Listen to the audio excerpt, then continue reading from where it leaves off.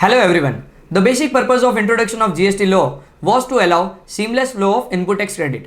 लेकिन जिस तरह से कंडीशंस को इंट्रोड्यूस किया गया है, जिस तरह से प्रोविजंस इंट्रोड्यूस किए गए हैं और जिस तरह से अमेंडमेंट्स आ रहे हैं, उससे ऐसा लगता नहीं है that government seamless flow of ITC के प्रिंसिपल को एज इंटैक्ट रख पाई है। आज का जो हमारा टॉपिक है वो है mismatch between GSTR 2A and GSTR 3B। वैसे तो इनपुट टैक्स क्रेडिट को अवेल करने के लिए या यूज करने के लिए बहुत सारी कंडीशंस लाई गई है, लेकिन कुछ कंडीशंस है जिनको हम यहां समझना चाहेंगे। सेक्शन 16 सबसेक्शन 2 क्लॉज AA वो क्या कहता है दैट अगर सप्लायर इनवॉइसेस अपलोड करता है जीएसटीआर 1 में, then only input tax credit recipient को अवेलेबल रहेगी। हालांकि सेक्शन 16 2 AA अभी तक नोटिफाइड नहीं है।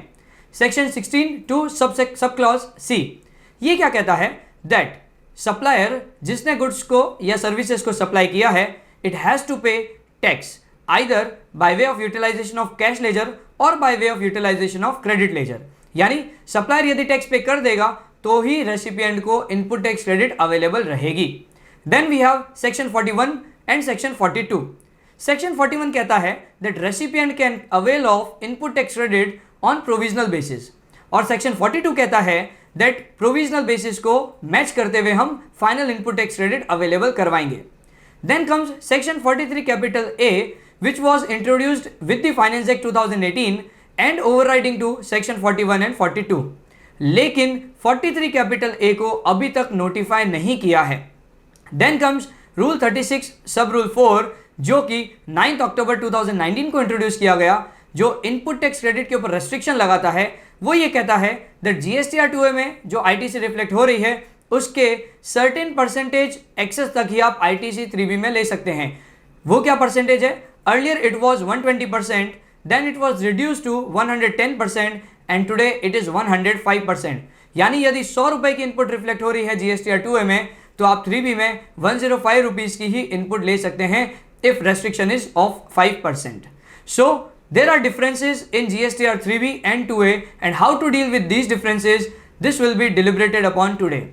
और इस डिलिब्रेशन के लिए हमारे साथ एक बहुत ही स्पेशल गेस्ट है जो न केवल ऑथर है बहुत सारी किताबों के, but he is a speaker and have very good command in this subject. He is none other than CA doctor Arpit Haldia.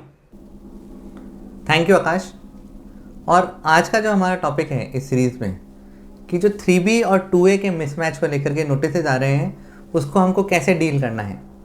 तो देखिए, जो सबसे पहले जब ये नोटिसेज आते हैं तो हम सीधे उस नोटिसेज का रिप्लाई बनाने में लग जाते हैं कि हमारे पास इनवॉइसेस हैं, हमारे पास गुड्स या सर्विसेज आए हैं, हमने चेक से पेमेंट किया है, हम जेन्युइन परचेजर हैं।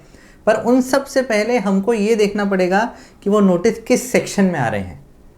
जैसे मैं एक सिंपल एग्जाम्पल लेता हूँ कि अगर मान लीजिए मेरा 2019-20 क्रेडिट अगर मैं 20 अक्टूबर 2020 के बाद में लेता हूँ, तो मेरे पास जो नोटिसेज आते हैं वो section 16 subsection 4 read with section 73 या 74 के आते हैं।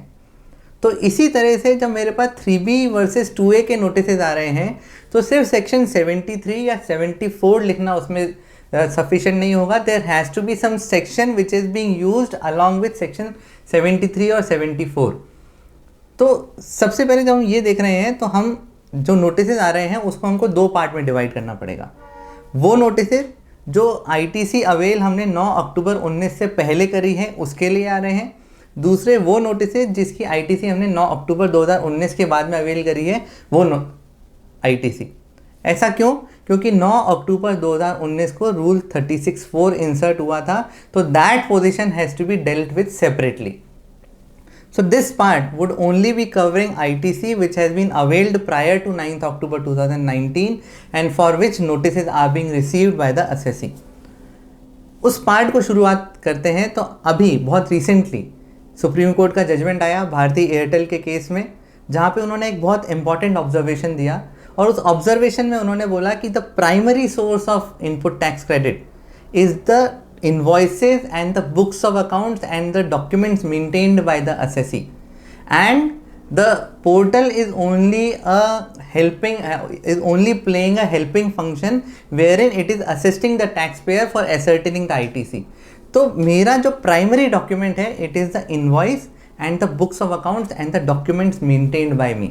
और यही कुछ चीज़ 18 अक्टूबर 2018 को जो प्रेस रिलीज करी गई थी उसमें बताई गई थी कि जो GSTR 2 है ये एक फैसिलिटेशन मेजर है, बाकी जो ITC है it has to be seen through the books of accounts and the invoices maintained by the SSC। तो पहली चीज़ जो हम इधर कंक्लूड करें कि हमारा primary source of document, primary source for input tax credit claim is my invoices and the books of accounts. तो चलिए ये चीज़ हमने कंक्लूड करी।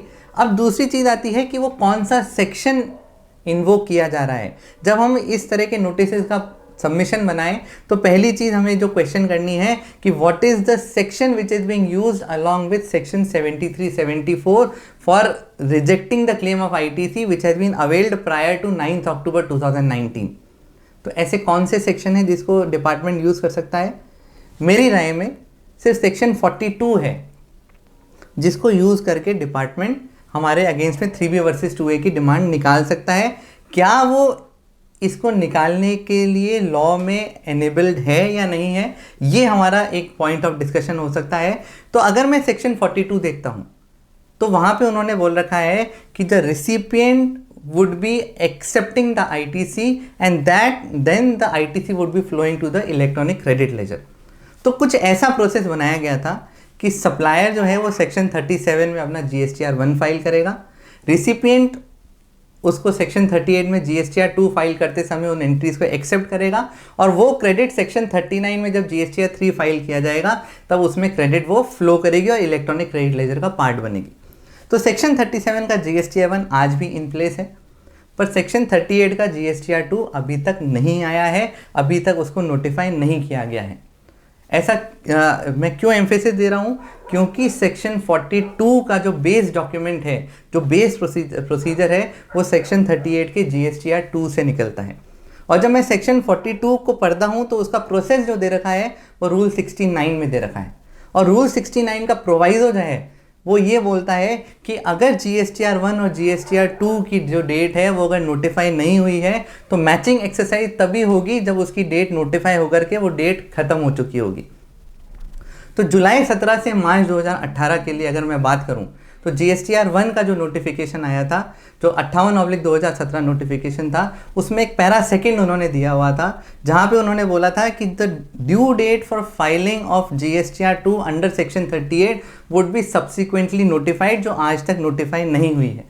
तो अगर मान लीजिए जुलाई 17 से मार्च 2018 का मेरे पास 3B वर्सेस 2A का मिसमैच का नोटिस आता है तो the first part of my reply should be कि सेक्शन 42 रीड विद रूल 69 के लिए जो सेक्शन 38 का GSTR 2 है उसकी ड्यू डेट अभी तक नोटिफाई नहीं हुई है और by virtue of proviso to rule 69 जब तक वो ड्यू डेट नोटिफाई होकर के एलैप्स नहीं होगी तब तक मैचिंग एक्सरसाइज नहीं हो सकती, और जब तक मैचिंग एक्सरसाइज नहीं हो सकती तब तक 3B वर्सेस 2A का जो है वो डिमांड नहीं क्रिएट करी जा सकती। सेक्शन 73 अपने आप में या 74 अपने आप में आइसोलेशन में इन्वोक नहीं किया जा सकता।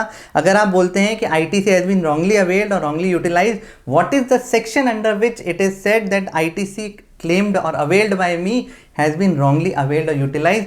आज की तारीख में section 42 read with rule 69 is not in place, and when section 42 is a complete code in itself and it is not in place, how can the matching exercise can be done?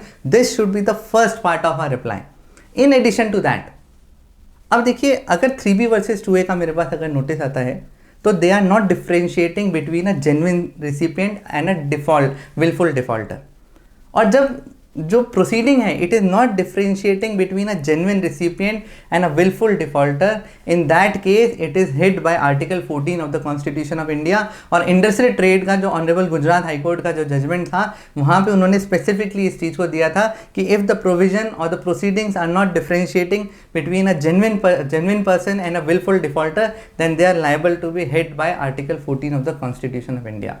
So these are the two part of the submission which should invariably be there for the ITC availed prior to 9th October 2019 and for which notices are being received for mismatch between 3B and 2A, because section 42 read with rule 69 is the base upon which such proceedings can be conducted. In addition to that, there would be further more submissions which we will be discussing in part 2 and summarizing these discussion in part 2 of this series. So for this for the ITC availed up to 9th October 2019, these two submissions should be invariably part of your submission, along with the regular submission which we are making, wherein we are saying that we have the invoices, we have received the goods, we have made the due payment, the transactions have been incorporated in the books of accounts. So thank you very much for this series, and looking forward to meet you in the second series.